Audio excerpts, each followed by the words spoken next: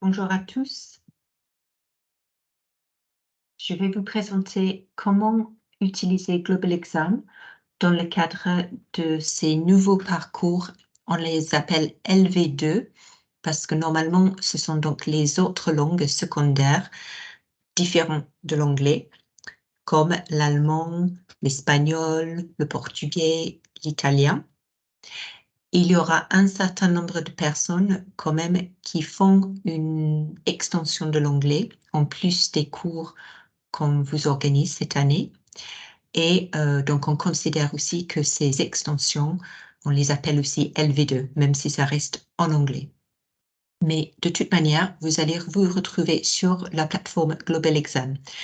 Certains connaissent bien la plateforme parce que vous avez déjà fait un Master 1 et utilisez déjà dans le cadre de vos études en anglais. Certains le connaissent un peu moins bien. Donc, je vais faire une petite visite guidée de comment démarrer. Alors, si c'est votre première inscription, peut-être vous allez tomber tout de suite sur une zone qui s'appelle General English. Si c'est le cas, vous allez voir donc ces niveaux différents, débutant, novice, intermédiaire, avancé. Et vous allez devoir faire un ou deux de ces modules. Je vais préciser dans l'email que je vous envoie la durée totale et donc combien de modules vous devez faire. Donc, cette vidéo, je vais vous juste indiquer 2 modules différents, mais lisez bien l'email que je vous envoie parce que peut-être dans votre cas, vous n'aurez besoin que de faire un seul module. Donc, par exemple, on va choisir le module débutant. Et ceci est valable vraiment pour toutes les langues. Ici, je regarde l'exemple de l'allemand, Deutsch, mais bien sûr, c'est le même exemple si vous êtes en train de faire le portugais, l'italien, l'espagnol.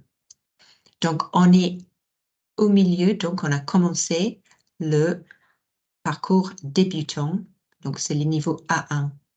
Et vous avez une série d'activités à faire dans l'ordre.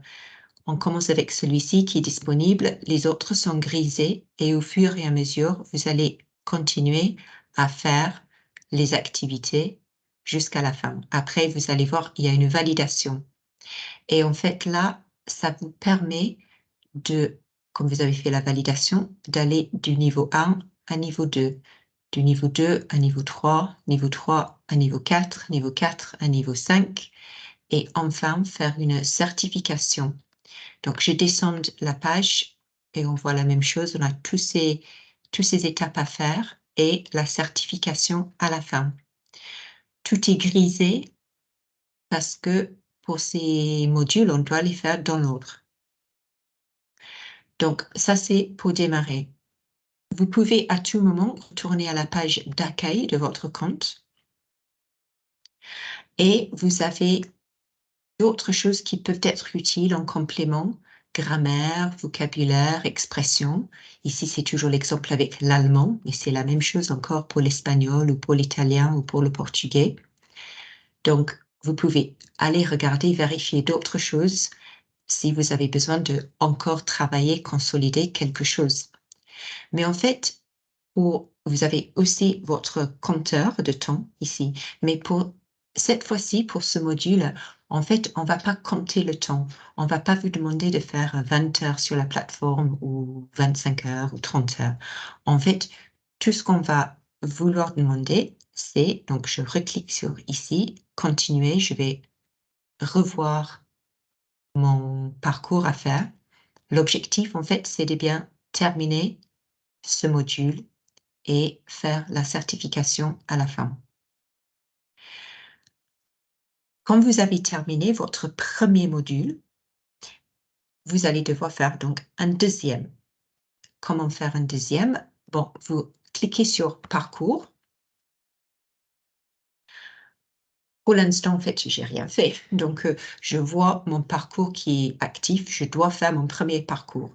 Mais quand j'ai fini ce parcours, vous allez voir que c'est donc bien fini. Il y aura 6 sur 6 des modules qui sont terminés. On va bien voir que tout est fini.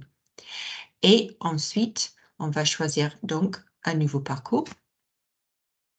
Et ça serait donc plus logique de faire le niveau suivant. Donc, je sélectionne le niveau A2 et j'ai encore une série d'activités à faire. De la même manière, tout est grisé. Il faut que je travaille ces étapes petit à petit, aller dans tous les niveaux et faire la certification à la fin.